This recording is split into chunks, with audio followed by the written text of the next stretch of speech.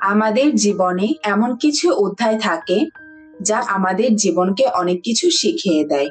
আজ আমরা 2025 সালে মুক্তিপ্রাপ্ত এমনই এক সংগ্রামী মায়ের গল্প নিয়ে হাজির হয়েছি, যিনি তার ইচ্ছা শক্তি আর পরিশ্রম দিয়ে অবাক করে দিয়েছিলেন পুরো বিশ্বকে। তো চলুন মূল গল্পে যাওয়া যাক।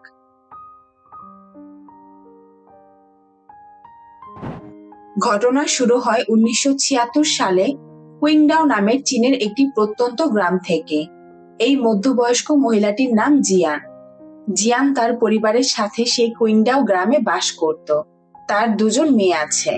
তার স্বামী চাংচাও নামের অন্য একটি শহরে থাকত।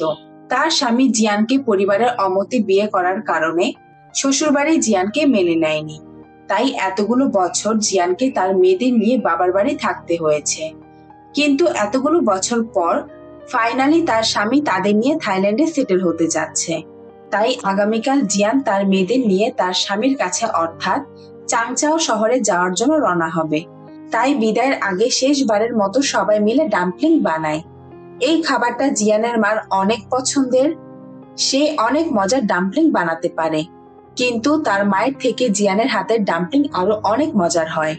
তার কিছুদিন পর আন্টি এসে জিয়ানের কাজিন ইয়াংজিং নামের একজনের ফোন নাম্বার দেয়। জিয়ানের সেই কাজিন হংকং শহরে থাকতো। যে কোনো প্রয়োজনের জন্য সে তার সাহায্য নিতে পারবে। পরদিন জিয়ান তার মেয়েদের নিয়ে তার স্বামীর কাছে অর্থাৎ চাংচাও শহরে যাওয়ার জন্য রওনা হয়। স্টেশন থেকে তাদেরকে জিয়ানের স্বামী হানজো রিসিভ করে। তখন জিয়ান খেয়াল করে তার শাশুড়িও তাদের নিতে এসেছে। শাশুড়িকে দেখে জিয়ান খুশি হলেও তার শাশুড়ি তাকে এমন কিছু কথা বলে যা শুনে জিয়ান অনেক কষ্ট পায়। জিয়ানের শাশুড়ি বলে, বেশ কিছু বছর আগে আমি আমার ছেলেকে থাইল্যান্ডের একটি ধনী পরিবারে বিয়ে দিয়েছি।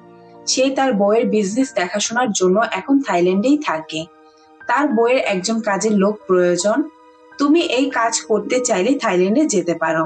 এখন এই কথাগুলো শোনার জন্য জিয়ান মোটেও প্রস্তুত ছিল না। তার শাশুড়ির মুখ থেকে এই কথা শুনে জিয়ানের মাথায় যেন আকাশ ভেঙে পড়ে। জিয়ান তো তার স্বামীর দ্বিতীয় বিয়ের বিষয়ে কিছু জানতোই না। সে তো মনে করেছিল হয়তো তার কষ্টের দিন শেষ হওয়ার পথে। তার স্বামী হয়তো তাদের নিয়ে থাইল্যান্ড সেটেল হবে। সেখানেই তারা তাদের বাকি দিনগুলো পার করবে। জিয়ান অনেক কষ্ট পায়। সে বুঝতে পারছিল না সে কি বলবে। এরপর হানজো তাদেরকে নিয়ে চাংচাও শহরের ঘনবসতিপূর্ণ এলাকার একটি ছোট্ট রুমে নিয়ে আসে। সেখানে সে জিয়ানের হাতে টেস্টি ডাম্পলিং খেতে চাইলে জিয়ান সবার জন্য ডাম্পলিং বানায়। খাবার খাওয়ার সময় হানজো বলে, আগামীকাল তাদের থাইল্যান্ডের উদ্দেশ্যে রওনা হতে হবে।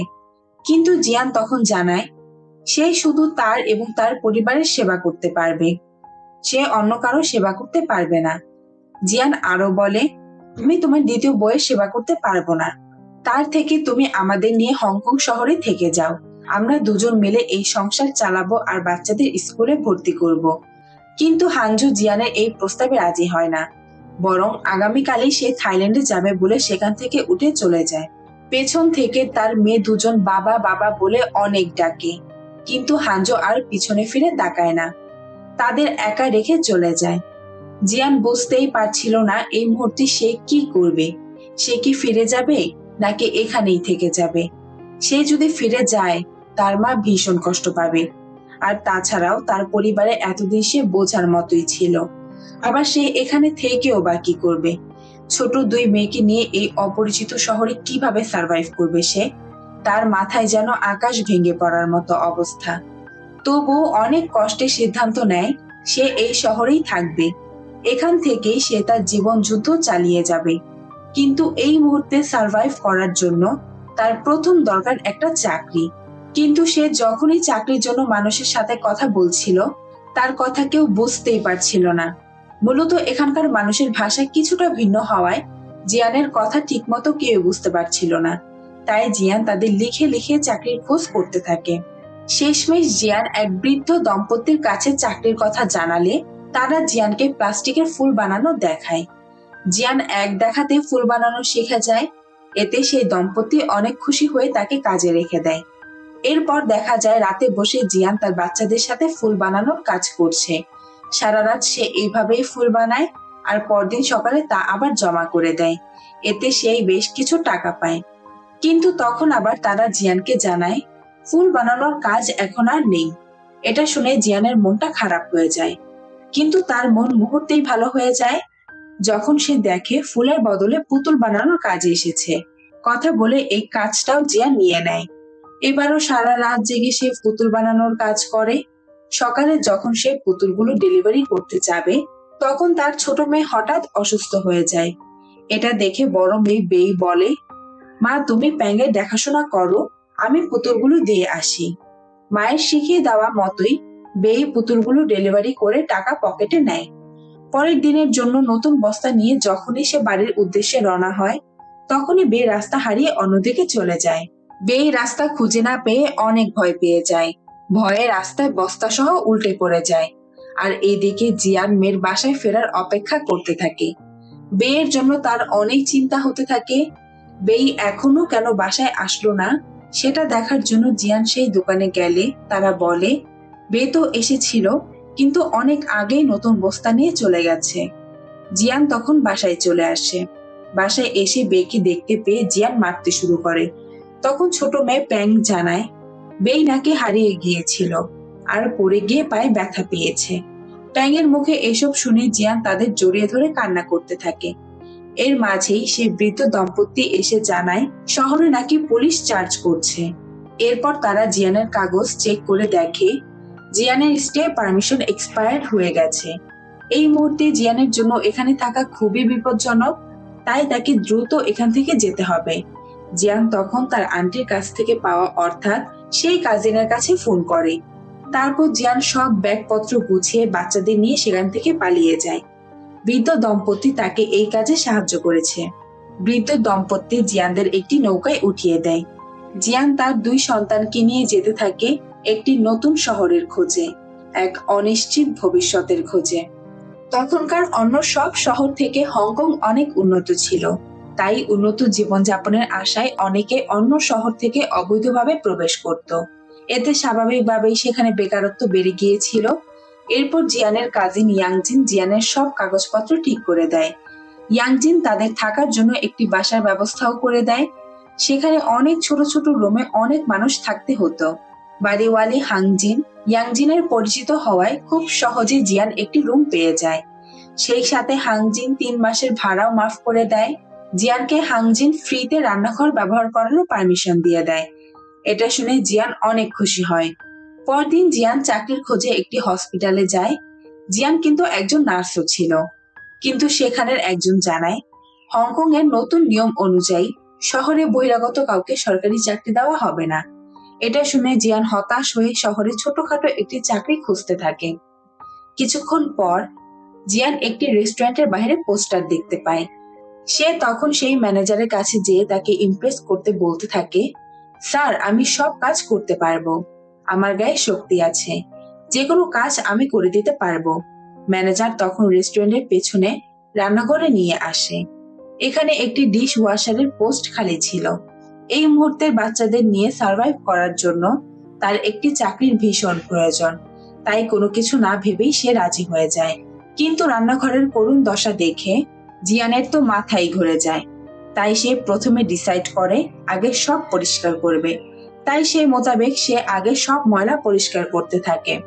এরপর সে তার কাজ করতে থাকে। কাজ শেষে বাসায় ফিরে সে বেকে বলে সে নাকি কাজ পেয়েছে, কিন্তু তাকে খুব সকালে অর্থাৎ ভোর 6টার দিকে কাজে যেতে হবে। তাই বেই যেন প্যাংকে সময় মতো স্কুলে দিয়ে আসে। এতে বোঝা গেল জিয়ান তার মেয়েদের স্কুলে ভর্তি করিয়েছে। চাকরি পাওয়ার বিষয়টি জিয়ান তার বাড়িওয়ালি হাংজিনের পাশাপাশি কাজিন ইয়াংজিনকেও জানায়। এই খবর শুনে ইয়াংজিন অনেক খুশি হয়। যদিও এত কম বেতনে তাদের চলার পাশাপাশি বাচ্চাদের খরচ চালানো তার জন্য কষ্ট হয়ে যাবে, এটা বুঝতে পেরে ইয়াংজিন তাকে তার মালিকের বউয়ের কথা জানায়। আসলে তার মালিকের বউ একজন ডায়াবেটিক্সের রোগী, তার ওষুধের পাশাপাশি ইনজেকশন নেওয়ার প্রয়োজন পড়ে। জিয়ান যেহেতু একজন নার্স, তাই তাকে যদি এই চাকরির ব্যবস্থা কোনোভাবে করে দেওয়া যায় তাহলে জিয়ানের অনেক সুবিধা হবে। জিয়ান অনেক খুশি হয়ে তার কথায় রাজি হয়ে যায়। পরদিন থেকে সে ভোর 4টায় ঘুম থেকে উঠে আগে প্রার্থনা করে, তারপর সেই মহিলাকে ইনজেকশন নেওয়া সহ অন্য কাজে হেল্প করে। এরপর রেস্টুরেন্টে যেয়ে সে তার ডিশ ওয়াশিং এর কাজ করতে থাকে। এভাবেই তার প্রতিদিনের সংগ্রাম চলতে থাকে। যেহেতু সে অনেক সকালে ঘুম থেকে ওঠে, তাই একদিন অন্ধকারে একজনের সাথে ভুলবশত জিয়ানের ধাক্কা লেগে যায়। লোকটা জিয়ানকে অনেক গালিগালাজ করতে থাকে। তখন আবার সেখানে একজন যে কিনা লন্ড্রির কাজ করত, সে দেখে ফেলে।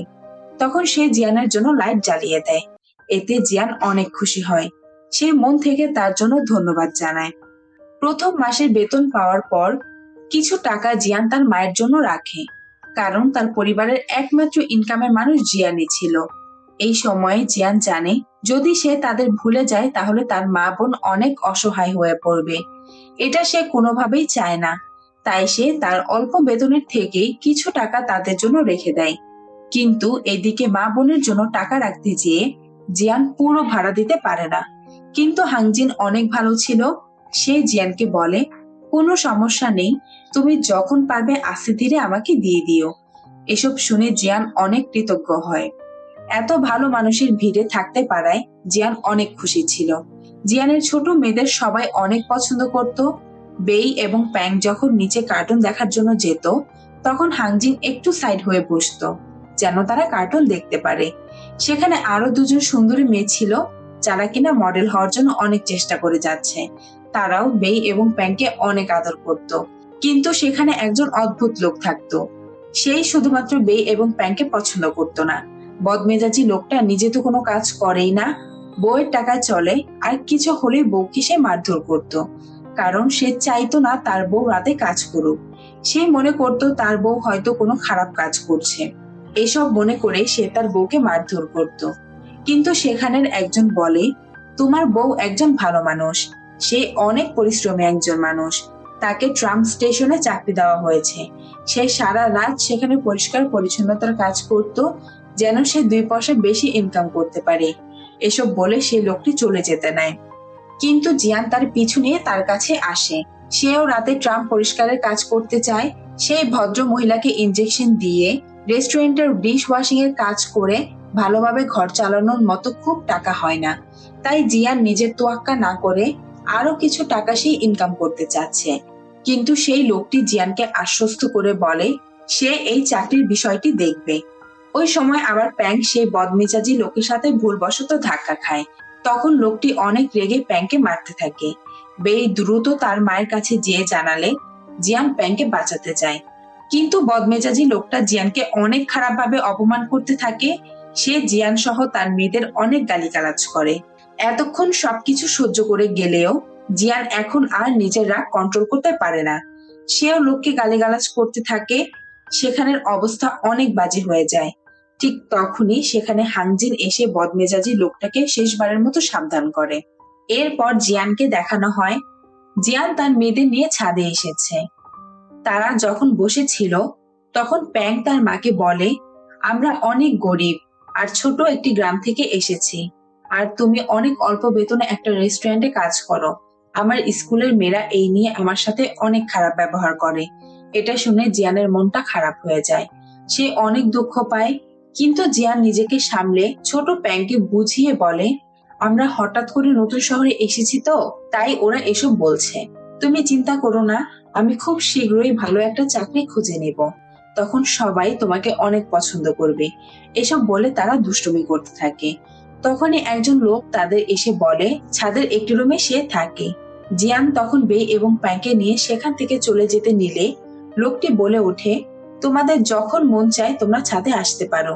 লোকটি জানায় তার নাম চাংইয়েন, কিন্তু সবাই আমাকে আঙ্কেল ডেজার্ট বলে ডাকে।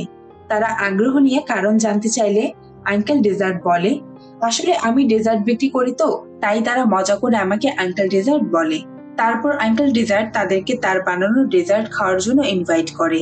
তারা তখন আঙ্কেল ডেজার্টকে তার জিনিসপত্র সরাতে সাহায্য করে। তারপর দেখা যায় নতুন বছরকে ঘিরে পুরো হংকং শহরকে নতুন ভাবে সাজানো হয়েছে। জিয়ান আবার তার মা বোনকে চিঠি পাঠায়। কিন্তু চিঠির স্ট্যাম্প দেখে জিয়ানের বোন বলে, জিয়ানের তো এখন হংকং এ থাকার কথা না, তার তো থাইল্যান্ডে থাকার কথা। ও এখনো হংকং এ কি করে? জিয়ান আসলে তাদের মিথ্যা কথা বলে। সে জানায় তার শাশুড়ি অনেক অসুস্থ, তাই তারা এখনো হংকং এ আছে। শাশুড়ি সুস্থ হলেই তারা থাইল্যান্ডে চলে যাবে। তারা তো আর জানে না জিয়ানরা কেমন আছে। তার স্বামী তাদের ছেড়ে বহু আগেই থাইল্যান্ডে চলে গেছে, সে তো আর ফিরবে না। কিন্তু জিয়ান তো সংগ্রাম করছে মেয়েদের নিয়ে ভালো থাকার আশায়। 3টা চাকরি একসাথে করছে একটু ভালো থাকার জন্য। জিয়ান সারাদিন রেস্টুরেন্টে কাজ করে এসে রাতে আবার ট্রাম স্টেশনে পরিষ্কার পরিচ্ছন্নতার কাজ করে। তখন আবার জিয়ানের ছোট 2 মেয়েদের খেয়াল বাড়িওয়ালি নিজে করে। এভাবেই তার দিন চলতে থাকে। নতুন বছর উপলক্ষে জিয়ান সবার জন্য নিজ হাতে মজাদার ডাম্পলিং বানায়। এই ডাম্পলিং সবাই অনেক মজা করে খায়। ট্রাম স্টেশনে চাকরি দেওয়া সেই লোকটি জিয়ানের বাচ্চাদের জন্য খেলনাও নিয়ে আসে। তারা সবাই সেদিন অনেক আনন্দ করে। এভাবেই দিনগুলো হাসি কান্নায় কাটতে থাকে। একদিন জিয়ান কাজ করার সময় ধাক্কা লেগে পড়ে যায়। এতে সে অনেক ব্যথা পায়। অনেক চেষ্টা করে সে সেদিনের মতো কাজ করে, কিন্তু রাতে যখন ট্রাম স্টেশনে কাজ করছিল তখন জিয়ান কোমরে অনেক ব্যথা অনুভব করে। ব্যথার যন্ত্রণায় সে ঠিকভাবে দাঁড়াতেই পারছিল না। কোনো রকম খোঁড়াতে খোঁড়াতে হাঁপুড় দিয়ে সে বাসায় আসে। মায়ের এই অবস্থা দেখে মেয়েরা দ্রুত সবাইকে ডেকে নিয়ে আসে। হাংজিন জিয়ানকে দ্রুত হসপিটালে নিয়ে যায়। ডাক্তার তখন বলে, পড়ে যাওয়ার কারণে জিয়ানের স্পাইনাল কর্ডে ফাঁকার সৃষ্টি হয়েছে। জিয়ান এখন থেকে আরো কোনো ভারী কাজ করতে পারবে না, আর কিছুদিন তাকে এখানেই থাকতে হবে। এসব শুনে জিয়ান বলে, আপনি আমাকে পেন কিলার দিয়ে দিন, আমার ছোট 2 মেয়ে আছে, আমার পুরো সংসার একা চালাতে হয়। যদি আমি কাজ না করি তাহলে ওরা অনাহারে থাকবে, অনেক সমস্যা হয়ে যাবে। এরপর জিয়ানকে কিছুদিন হসপিটালে থাকতে হয়। এতদিন হাংজিনই বাচ্চাদের টেক কেয়ার করেছে। বাসায় আসার পর জিয়ান ঠিকভাবে নড়াচড়া করতে পারছিল না। তার অনেক কষ্ট হচ্ছিল, তাই সে বেশ কিছুদিন কাজেও যেতে পারেনি। বলা হয়েছিল চিকিৎসা বাবদ কিছু খরচ রেস্টুরেন্ট থেকে জিয়ানকে দেওয়া হবে। সেই টাকা যখন তারা চাইতে যায় তখন রেস্টুরেন্ট ম্যানেজার সেই টাকা তো দেয়ই না, বরং আরো উল্টো জিয়ানকে নাটকবাজ লোভী মহিলা বলে গালিগালাজ করতে থাকে। তারা তো শুধু একটু সাহায্যের জন্য টাকাটা চাইছিল, ভেবেছিল এই মুহূর্তে যদি টাকাটা পায় তাহলে জিয়ানের জন্য অনেক সুবিধা হবে। কিন্তু সামান্য টাকার জন্য তাদের আজ এত গালিগালাজ শুনতে হয়েছে। আর এদিকে ট্রাম স্টেশনের মালিক ডিসাইড করে অন্য শহর থেকে আসা বহিরাগতদের তারা চাকরি থেকে ছাঁটাই করবে। অনেকের চাকরি এই কারণে চলে যায়। জিয়ানের আর এই চাকরিটাও রইল না। একদিকে জিয়ানের অসুস্থতা, অন্যদিকে চাকরি চলে যাওয়া, সবকিছু মিলিয়ে জিয়ান যেন আর নিতে পারছিল না। এখন তার বাচ্চাদের কি হবে, কিভাবে সে এসব সামলাবে, সে কোনো হিসাবই মেলাতে পারছিল না। সে ডিসাইড করে সুইসাইড করবে। যখনই সে পা বাড়াবে তখনই তার ছোট মেয়ে প্যাং এসে কবিতা শোনাতে থাকে। বাচ্চাদের চেহারা দেখে জিয়ানের অনেক মায়া হয়। সে আর পারে না নিজেকে শেষ করতে। মেয়েরা জিজ্ঞেস করে তার কি হয়েছে। উত্তরে সে তার মেয়েদের জড়িয়ে ধরে বলে সে ঠিক আছে, শুধু একটু ক্লান্ত। তার সব কথাই আঙ্কেল ডেজার্ট শুনে ফেলে। সে তাদের কাছে ডেকে বলে, আমি ওদের খাওয়াবো। এটা শুনে জিয়ানের কৃতজ্ঞে চোখ ভিজে যায়। এরপর আঙ্কেল তাদের রান্না করে খাওয়ায়। জিয়ান তখন তাকে জিজ্ঞেস করে সে তার ডেজার্ট কোথায় বিক্রি করে। উত্তরে আঙ্কেল ডেজার্ট বলে, নদীর ঘাটের সামনে। পরদিন সকালে জিয়ানদের নিয়ে সে সেই বন্দরে আসে। আঙ্কেল বলে, আমরা ভোর 6টায় এখানে আসি। এখানে অনেক ধরনের খাবার পাওয়া যায়, এই যেমন fried rice, chicken soup, fried chicken. আমি একটা জিনিস খেয়াল করলাম, কেউ কিন্তু ডাম্পলিং বিক্রি করে না। তুমি চাইলে এখানে ডাম্পলিং এর বিজনেস করতে পারো। এরপর আঙ্কেল ডেজার্টের কথা মতো জিয়ান আগে তার আংটি বিক্রি করে কিছু টাকা জোগাড় করে। তারপর একজন উকিলের সহায়তায় রেস্টুরেন্টের সেই পাওনা টাকা বুঝে নেয়। পরদিন সকালে আঙ্কেল আর জিয়ান যায় পুরনো জিনিসপত্র বিক্রির মার্কেটে। সেখান থেকে জিয়ান একটি ভ্যান নেয়। সেই সাথে ডাম্পলিং বানানোর জন্য প্রয়োজনীয় সকল জিনিস সে কিনে নেয়। পরের দিন জিয়ান খুব খুশি মনে তার ডাম্পলিং এর ব্যবসা শুরু করে। আঙ্কেল ডেজার্ট জিয়ানকে সকলের সাথে পরিচয় করিয়ে দেয়। খুব অল্প সময়ের মধ্যে মার্কেট জমজমাট হয়ে ওঠে। সকলে ভালোভাবে বেচাকেনা করতে থাকে, কিন্তু জিয়ানের দোকানে কেউ আসছিল না। আসলে ডাম্পলিং নামের এই খাবারটার সাথে এই শহরে কেউ পরিচিতই ছিল না। এছাড়াও সে নিজেকে নিয়ে খুব কনফিডেন্টও ছিল না। সব মিলিয়ে জিয়ান বিক্রি করতে পারছিল না। তখনই আবার পুলিশ এসে তাদের সরিয়ে দিতে থাকে। জিয়ানের কারণ জানতে চাইলে তারা জানায় তারা যেখানে বিক্রি করছে এটা আসলে টার্মিনালের ফ্রন্ট গেট। যেহেতু এখান থেকে মানুষের যাতায়াত হয় তাই এখানে আমাদের বসা বেআইনি, তাই পুলিশ মাঝে মাঝে এসে তাদের তাড়িয়ে দেয়। কিন্তু এইসব চক্করের মাঝে জিয়ান কিছুই বিক্রি করতে পারে না। তাই জিয়ান বাজারে এসে এগুলো বিক্রির চেষ্টা করে, কিন্তু অনেক রাত পর্যন্ত অপেক্ষা করার পরেও কোনো কিছুই বিক্রি করতে পারে না। একটা পর্যায়ে জিয়ান দেখতে পায় তার ডাম্পলিং গুলো সব নষ্ট হয়ে গেছে। এবার জিয়ান চোখের পানি আর ধরে রাখতে পারে না, সবগুলো ডাম্পলিং জিয়ান ফেলে দেয়। জিয়ান অনেক কান্না করতে থাকে। সারাদিনের করা এত কষ্ট কোনো কাজেই এলো না, সব যেন বৃথা হয়ে গেল। জিয়ানের যেন সব পথ একটা একটা করে বন্ধ হয়ে যাচ্ছে, সে কোনো আশার আলোই দেখতে পাচ্ছে না। জিয়ান মন খারাপ করে বাসায় চলে আসে। বাসায় এসে সে দেখে তার মেয়েরা এখনো জেগে আছে। এটা দেখে জিয়ান অনেক রেগে যায়। সে তাদের বকা দিয়ে ঘুমাতে যেতে বলে। অনেক নিরাশ হয়ে জিয়ান জানালার বাইরে তাকিয়েছিল। তখন আবার হাংজিন জানতে পারে জিয়ানের আজ ব্যবসা অনেক খারাপ গিয়েছে, তার আজ কোনো বেচাকেনাই হয়নি। তাই হাংজিন জিয়ানকে ডিনারের জন্য নিয়ে আসে। তখন সে জিয়ানকে বলতে থাকে, তুমি কি জানো আমি তোমাকে কেন এত পছন্দ করি? আমিও তোমার মতো ছিলাম। আমার হাজবেন্ডও আমাকে ছেড়ে অন্য একজনকে বিয়ে করেছিল, কিন্তু আমি একদম শূন্য থেকে শুরু করেছিলাম। আমি জানি তোমার ব্যবসা আজ অনেক খারাপ গিয়েছে, কিন্তু এভাবে ভেঙে পড়লে তো চলবে না। তোমাকে এগিয়ে যেতে হবে। তুমি জানি তুমি পারবে। দরকার হলে আমাকে তোমার সাথে নিয়ে নিও। আমার চিৎকারে সকল কাস্টমার দৌড়ে তোমার কাছে আসবে। অচেনা শহরে অপরিচিত হয়ে এই কঠিন সময়ে তার এভাবে পাশে থাকার জন্য জিয়ান নিজেকে অনেক ধন্য মনে করে। জিয়ান পুনরায় পরদিন আবার সেখানে যায় তার বানানো ডাম্পলিং নিয়ে। অনেকক্ষণ পর কিছু স্টুডেন্ট এসে ডাম্পলিং অর্ডার করে। জিয়ান অনেকক্ষণ পর কাস্টমার পেয়ে খুশি খুশি ডাম্পলিং সার্ভ করে। স্টুডেন্টরা যখন ডাম্পলিং মুখে দেয় তারা তো অনেক মজা করে খেতে থাকে। তারা অনেক প্রশংসাও করে। জিয়ান এগুলো শুনে অনেক খুশি হয়। পাশে দাঁড়ানো আঙ্কেল রেজাল্টও অনেক খুশি হয়। ধীরে ধীরে জিয়ানের কাস্টমার বাড়তে থাকে। যখনই জিয়ানের এই ব্যবসাটা একটু জমজমাট হচ্ছিল, তখনই সেখানে পুলিশ চলে আসে। সবাই তো যার যার মতো করে দ্রুত সরে যেতে থাকে। জিয়ানও তাড়াতাড়ি চক্করে একটি বাটি নিচে ফেলে দেয়। পুলিশ লোকটি সেই বাটিটি তুলে দিয়ে জিয়ানকে এখান থেকে দ্রুত সরে যেতে বলে। এভাবে বেশ কিছুদিন পার হয়ে যায়। একদিন এক বয়স্ক লোক যখন জিয়ানের দোকানে ডাম্পলিং খাচ্ছিল, তখন সে খেতে খেতে বলে, খাবারের স্বাদ ঠিকই আছে, কিন্তু যদি শীতগুলো আরেকটু পাতলা হতো তাহলে আরো অনেক নরম আর টেস্টও বেড়ে যেত। যদিও স্ট্রিট ফুড কখনো পারফেক্ট হয় না, কিন্তু জিয়ান এই কথাগুলো খুব গুরুত্ব দিয়ে মনে রাখে। বাসায় এসে লোকটির কথা মতো পাতলা করে শীত দিয়ে ডাম্পলিং বানিয়ে বাচ্চাদের খাওয়ায়। কিন্তু বাচ্চারা তেমন পার্থক্য ধরতে পারে না, তাদের কাছে ঠিকঠাকই মনে হয়েছে। কিন্তু জিয়ান আবারও বানিয়ে হাংজিনের কাছে নিয়ে যায়। সবাই ঠিকঠাক বললেও তার কাছে কিছু কমতি কমতি লাগছিল। শেষমেশ জিয়ান যখন ডোতে লবণ পানি মিশায়, তখন দেখে এবার স্বাদ আগের থেকেও আরো বহুগুণে বেড়ে গেছে। এভাবে প্রতিদিন জিয়ান নিজেকে পারফেক্ট করে খাবার বানিয়ে বিক্রি করতে থাকে। ধীরে ধীরে তার কাস্টমারও বাড়তে থাকে। বাচ্চাগুলো ছুটির সময় তার মাকে হেল্প করে। অল্প দিনের মধ্যেই তার ডাম্পলিং এর সুনাম চারদিকে ছড়িয়ে পড়ে। একদিন এলাকার ডন তার সাঙ্গপাঙ্গ নিয়ে এসে জিয়ানকে বলে, এখানে ব্যবসা করতে হলে প্রতি মাসে আমাদের টাকা দিতে হবে। ওই চাঁদাবাজি আর কি। ওই ডনের এক চামচা আবার জিয়ানের মেয়েদেরকে মারতে গেলে রাগে জিয়ান ছুড়ে নেয়। এসব আবার সেই ডন লক্ষ্য করে। তার তখন তার মায়ের কথা মনে পড়ে যায়। ছোটবেলায় তার মাও তাকে এভাবে বাঁচিয়েছিল। ডন আবার তখন জিয়ানকে এক প্লেট ডাম্পলিং দিতে বলে। ডাম্পলিং অনেক টেস্টি হওয়ায় সে তার সাঙ্গপাঙ্গদেরও খাওয়ায়। তারপর তার অ্যাসিস্ট্যান্টকে সব বিল পরিশোধ করতে বলে। লোকটি আরো বলে, আমার মায়ের জন্মদিন উপলক্ষে আমি 500 পিস ডাম্পলিং অর্ডার দিলাম। জিয়ান একটু ভয়ে ভয়ে ধন্যবাদ জানায়। এর মধ্যেই হঠাৎ পুলিশ এসে সবাইকে ধরে নিয়ে যায়। সবার গাড়িগুলো পুলিশ জব্দ করে ফেলে।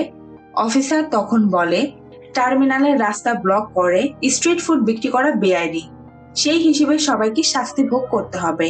তখন আবার জিয়ানের মেয়ে বলে ওঠে, এত ছোট অপরাধের জন্য এত বড় শাস্তি কেন পেতে হবে? জিয়ান তখন তাকে চুপ করিয়ে অফিসারের কাছে মাফ চায়। জিয়ান অফিসারকে রিকোয়েস্ট করে বলতে থাকে, স্যার আপনারা আমার ভ্যান রেখে দিন, আমাকে শাস্তি দিন, আমার কোনো সমস্যা নেই, কিন্তু ভ্যানে আমার মেয়েদের স্কুল ব্যাগ আছে, দয়া করে ব্যাগগুলো ফিরিয়ে দিন। ওদের পড়াশোনা করার জন্য এবং ভালোভাবে বড় করার জন্যই আমি রাস্তায় ডাম্পলিং বিক্রি করি। এসব বলে জিয়ান কান্না করতে থাকে। অফিসারের জিয়ানের এসব কথায় খুব মায়া হয়। সে তাদের সবাই সকল জিনিসপত্র সহ সবাইকে ছেড়ে দেয়। সেই সাথে তাদের পারমিশনও দেয় তারা খুব শান্তিপূর্ণভাবে সেখানে ব্যবসা করতে পারবে।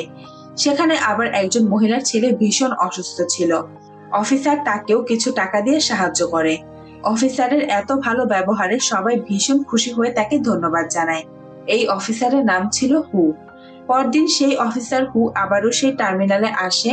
জিয়ান তো তাকে দেখে ভয় পেয়ে যায়। জিয়ান ভেবেছে হয়তো সে কোনো ভুল করেছে, তাই অফিসার তাকে অ্যারেস্ট করতে এসেছে। কিন্তু অফিসার হু তাকে বলে ভয় পাবার কিছুই নেই, সে শুধু এখানে ডাম্পলিং খেতে এসেছে। সে জিয়ানের ডাম্পলিং এর অনেক প্রশংসা শুনেছে। খাওয়ার পর সে বুঝতে পারে আসলে জিয়ানের তৈরি ডাম্পলিং গুলো অনেক মজার। অফিসার হু বলে এই ডাম্পলিং এই শহরে পাওয়া যায় না, কিন্তু এগুলো আমার গ্রাম কুইংডাওয়ে অনেক ফেমাস। জিয়ান তো অবাক হয়ে যায় তার কথায়।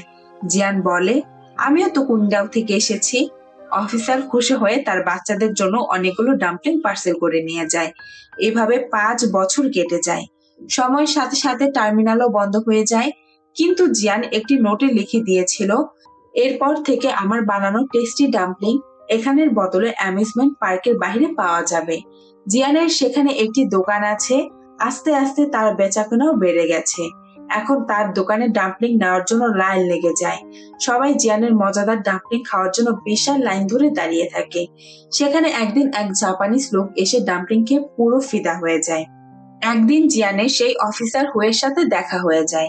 সে তার বাচ্চাদের নিয়ে নুডলস খেতে এসেছিল। জিয়ান তখন তার দোকানের কথা জানায়। জিয়ান তাদের সবাইকে তার বাসায়ও নিয়ে আসে। খাবার খাওয়ার সময় অফিসারের মেয়ে বলে মা চলে যাওয়ার পর এই প্রথম আমি এত মজার খাবার খেলাম। তার মানে অফিসারের বউ তাদের রেখে অন্য কোথাও চলে গিয়েছিল। কিছুদিন পর অফিসার হু জিয়ানের কাছে আসে একটি ফর্ম নিয়ে। সে জিয়ানকে জানায় সে তার বাচ্চাদের পাশাপাশি জিয়ানের মেয়েদেরকেও সুইমিং ট্রেনিং সেন্টারে ভর্তি করাতে চায়। ঠিক 1 বছর পর জিয়ান তার মায়ের কাছে আসে। তার মা মনে করেছিল হয়তো তার শাশুড়ি অসুস্থতার কারণে জিয়ান এখনো হংকং এ আছে আর ছোটখাটো কোনো একটা চাকরি করছে। কিন্তু তার মা এতগুলো দিন পর জানতে পারে যেদিন জিয়ান তার স্বামীর কাছে গিয়েছিল সেদিনই তার স্বামী তাকে রেখে চলে গেছে। জিয়ানের কথা শুনে তার মা কান্না করে দেয়। এই একটা বছর জিয়ান কত কষ্ট করেছে, কত ত্যাগ স্বীকার করেছে, কত কষ্ট করে নিজের এই ছোট ব্যবসাটা দাঁড় করিয়েছে, এটা শুধু একমাত্র জিয়ানই জানে। সারা দিন অনেক কষ্ট করার পর যখন জিয়ান রাতে বাসায় আসতো তখন তার হাত অনেক ব্যথা করত। তখন হাংজিন তার হাত ম্যাসাজ করে দিত। বাড়িয়ালি হওয়া সত্ত্বেও হাংজিন তাকে তার বড় বোনের মতো করে আগলে রেখেছে, তার কঠিন সময়গুলো পার করতে সাহায্য করেছে। এরপর হঠাৎ একদিন বাদে বিপত্তি। পার্কের আশেপাশের দোকানদারদের জানানো হয় কিছুদিনের জন্য তাদের দোকান বন্ধ রাখতে হবে। এটা জানতে পেরে জিয়ান বাসা থেকে হোম ডেলিভারি দেওয়া শুরু করে। এই কাজের জন্য জিয়ান হাংজিনের টেলিফোন ব্যবহার করে। একদিন হাংজিন জিয়ানকে বলে আমার মনে হয় অফিসার হু তোমাকে পছন্দ করে। তুমি যদি তাকে বিয়ে করো তুমি একজন ভালো স্বামীও পেলে, আবার ছেলে মেয়েগুলো তার বাবা মার আদরও পেল। এদিকে অফিসার হু আবার জিয়ানের মেয়েকে জিজ্ঞেস করে তোমার মা ছুটির সময় কি করে? তখন আবার বে বলে আমার মা কবরস্থানে যায়। এটা যেন অফিসার হু সরাসরি সেখানে পৌঁছায়। অফিসার হু জিয়ানকে বলে শহরে তো কত সুন্দর জায়গা আছে, এত জায়গা রেখে এই কবরস্থানে কেন? উত্তরে জিয়ান বলে আমি সমাধি ফলকে লেখাগুলো পড়তে পছন্দ করি। প্রতিটি কবরে ভিন্ন ভিন্ন গল্প আছে। তাছাড়াও জীবনের এই কঠিন সময়গুলোর পর আমি রিল্যাক্সের জন্য এমন একটি শান্ত জায়গা পছন্দ করি। অফিসার হু বলে আমি আমার বাচ্চাদের নিয়ে খুব শীঘ্রই কানাডা শিফট হব, সেখানে ওদের পড়াশোনা করাবো। আমি চাই তোমার মেয়েদেরও সেখানে নিয়ে আমার বাচ্চাদের সাথে ভর্তি করাবো, আর এটা তোমার উপর ডিপেন্ড করে। জিয়ান খুব ভালোভাবে বুঝতে পেরেছে অফিসার হু আসলে কি বলতে চাইছে। অফিসার হু তাকে আসলে পছন্দ করে। অফিসার হু বলে তুমি যখন তোমার ক্লান্ত শরীর নিয়ে টার্মিনালের শেষ কাস্টমারের অপেক্ষায় থাকতে তখন আমি লুকিয়ে তোমাকে দেখতাম। 2 পয়সা বেশি ইনকামের জন্য ক্লান্ত শরীরটাকে যখন খাম্বার সাথে হেলান দেওয়াতে তখন আমি ভাবতাম আমার বাচ্চাদের এমন একজন মায়ের প্রয়োজন। এসব বলতে বলতে অফিসার হু তার হাত বাড়িয়ে দেয়, কিন্তু জিয়ান তার হাত ধরে না। কিছুদিন পর জিয়ানের কাছে একজন মেয়ে এসে জানায় তার বস জিয়ানের সাথে দেখা করতে চায়। জিয়ান তখন বসের সাথে দেখা করার জন্য তার অফিসে যায়। তখন জিয়ান সেই বসকে দেখে অবাক হয়ে যায়, কারণ সেই বস আর কেউ না বরং ওই জাপানিজ লোকটা ছিল, যে কিনা জিয়ানের ডাম্পলিং অনেক পছন্দ করেছিল। জাপানিজ লোকটি জিয়ানের কাছে একটি দারুণ প্রস্তাব রাখে। লোকটি বলে, আমাদের একটি বড় সুপারমার্কেট আছে যেখানে আমরা অনেক প্রোডাক্ট সেল করি। আমরা চাই আমাদের শপে তোমার বানানো ডাম্পলিং গুলো বিক্রি করতে, কিন্তু তার জন্য তোমাকে একটি ফ্যাক্টরি দিতে হবে যেন হিউজ পরিমাণের প্রোডাক্ট একসাথে সাপ্লাই দেওয়া যায়। জিয়ানের এই বিজনেস প্রপোজালটা অনেক বেশি পছন্দ হয়। জিয়ান খুশি খুশি রাজি হয়ে যায়। এরপর একদিন জিয়ান তার খুব কাছের মানুষদের নিয়ে অনেক আনন্দ করে তার ফ্যাক্টরি চালু করে। জিয়ান কিছু স্টাফও রেখেছিল, কিন্তু জিয়ান সব সময় তাদের কাজগুলো খেয়াল করত। তাদের করা প্রতিটি কাজ জিয়ান খুব গভীরভাবে দেখত। একদিন অফিসার হু জিয়ানকে কানাডার ইমিগ্রেশন ফর্ম দেয় সাইন করতে।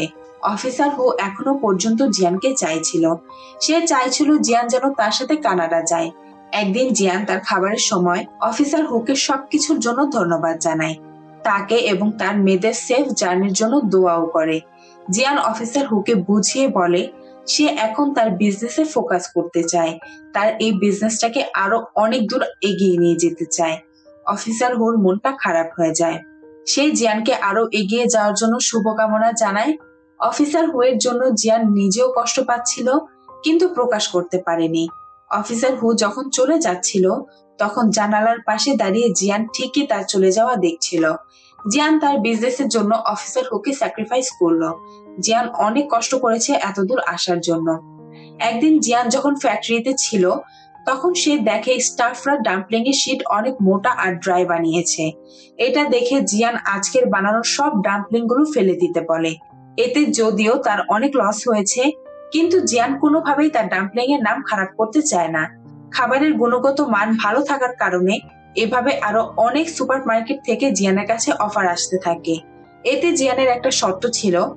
জিয়ান বলে প্রোডাক্টের প্যাকেজিং এবং নাম তার হতে হবে। এভাবে জিয়ানের ডাম্পলিং পুরো দেশে ছড়িয়ে পড়তে থাকে। হঠাৎ একদিন গ্রাম থেকে জিয়ানের কাছে কল আসে। সে জানতে পারে তার মা মারা গিয়েছে। এই খবরটা শুনে জিয়ান অনেক ভেঙে পড়ে, কিন্তু সে নিজেকে সামলায় আরো সামনে যাওয়ার জন্য। এভাবে জিয়ান আরো বড় ফ্যাক্টরি খোলে, যেখানে অনেক আধুনিক মেশিন ছিল আর আগের থেকেও বেশি পরিমাণে স্টাফ ছিল। এসব দেখে হাংজিন দুষ্টুমি করে বলে, বাঁচা গেল, এখন আর তোমার হাতের মালিশ আমার করা লাগবে না। জিয়ান হেসে বলে, আমি আপনার হাত মালিশ করব। একদিন বাসায় ফেরার সময় জিয়ান দেখে একজন লোক রাস্তায় বোতল পোড়াচ্ছে। জিয়ান তার কাছে যায়। জিয়ান লোকটিকে দেখে খুশিতে কান্না করতে থাকে, কারণ লোকটি আর কেউ না বরং আঙ্কেল ডেজার্ট ছিল। সে কিছু বছর আগে অন্য শহরে চলে গিয়েছিল। হঠাৎ এতগুলো বছর পর তাকে কাছে পেয়ে জিয়ান অনেক খুশি হয়। জিয়ান তাকে তার ফ্যাক্টরিতে নিয়ে আসে। জিয়ান বলে, আপনি এখন থেকে আমার সাথেই থাকবেন, আপনার দেখাশোনা আমি করব। জীবনের অনেক কঠিন সময়ে আপনি ঢাল হয়ে আমাকে সাহায্য করেছেন, আমার বাচ্চাদের মুখে খাবার দিয়েছেন। আমি যখন আশা ছেড়ে দিয়েছিলাম, তখন আপনি আমাকে অনুপ্রেরণা দিয়েছেন। জীবনে চলার পথে আপনি আমাকে অনেক সাহায্য করেছেন। জিয়ান তাকে ডাম্পলিং খেতে দেয়। জিয়ান জিজ্ঞেস করে, স্বাদ কি এখনো আগের মতোই আছে? আঙ্কেল হেসে বলে, স্বাদ অনেক গুণ বেড়েছে, আগের থেকেও বেশি মজা লাগছে। একদিন জিয়ান একটা ছোট বাচ্চাকে বার্গার খেতে দেখে, সবার জন্য কিনে নিয়ে আসে। জিয়ান তখন সবাইকে উদ্দেশ্য করে বলে, এই খাবারটা কিন্তু আমাদের দেশের না, এটা একটা আমেরিকান খাবার, যা আমাদের দেশ পর্যন্ত চলে এসেছে। তাই আমিও চাই আমার ডাম্পলিং গুলো পুরো পৃথিবীতে ছড়াতে। তার এই স্বপ্ন পূরণের জন্য তার মেয়ে বলে, আমার এক বন্ধুর কোম্পানি আছে যেখানে ফ্রোজেন করে জিনিসপত্র এক দেশ থেকে অন্য দেশে পাঠায়। তুমি চাইলে তাদের সাথে ডিল করতে পারো, তাহলে তোমার ডাম্পলিংও দেশ বিদেশে ছড়িয়ে পড়বে। জিয়ানের আইডিয়াটা অনেক পছন্দ হয়। সে ডিল করে এবং একটা পর্যায়ে তার ছোট ডাম্পলিং কোম্পানি ইন্টারন্যাশনাল ব্র্যান্ডে পরিণত হয়। স্পিচ দেওয়ার সময় জিয়ান বলে, আজ আমার জীবনের অনেক বড় একটা স্বপ্ন পূরণ হয়েছে। আমি আমার ছোট বিজনেসটাকে এই পর্যন্ত নিয়ে আসতে পেরেছি। জীবনের অনেক কঠিন সময়ে যারা আমার পাশে ছিল, তাদের আমি ধন্যবাদ জানাই। ধন্যবাদ জানাই আমার কাজিন ইয়াংজিনকে, যে কিনা আমার বিপদে ছুটে এসেছিল। ধন্যবাদ জানাই হাংজিনকে, তিনি আমাকে ফ্রিতে তার বাসায় থাকতে দিয়েছিলেন, আমার বাচ্চাদের অনেক যত্ন নিয়েছিলেন। ধন্যবাদ জানাই ওই বাসার সকল মানুষদের যারা কিনা আমাকে ফ্যামিলির মতো আপন করে নিয়েছিল। আঙ্কেল ডেজার্টকেও অনেক ধন্যবাদ, তিনি আমাকে এই বিজনেসের আইডিয়া দিয়েছিলেন। অফিসার হুকেও অনেক ধন্যবাদ, তিনি আমাকে টার্মিনালে বসার পারমিশন দিয়েছিলেন, যেখান থেকেই আমার ছোট বিজনেসের শুরু হয়। এরপর জিয়ান বে এবং প্যাংকে নিয়ে সেই টার্মিনালে আসে যেখান থেকে শুরু হয়েছিল তাদের যাত্রা। জিয়ান মনে করতে থাকে সেই স্টুডেন্টদের যারা কিনা তার প্রথম কাস্টমার ছিল, সেই বৃদ্ধ লোকটিকে যে কিনা তার ডাম্পলিং এর ভুল সংশোধন করেছিল, সেই জায়গাটা যেখানে কত শত পুলিশের দৌড়ানি সে খেয়েছিল। একদম শেষে সেই পিলারটার কাছে সে আছে যেখানে সে তার ক্লান্ত শরীর এলিয়ে দিয়ে শেষ ফেরির অপেক্ষা করত। সেই সব স্মৃতিগুলো সে মনে করতে থাকে, কত কষ্ট করেছে সে এই পর্যন্ত আসার জন্য, কত শত স্যাক্রিফাইস সে করেছে। জীবন তাকে অনেক কিছু শিখিয়েছে। যত কষ্ট হোক না কেন, কখনো থেমে থাকা যাবে না। জীবন কখনো থেমে থাকে না।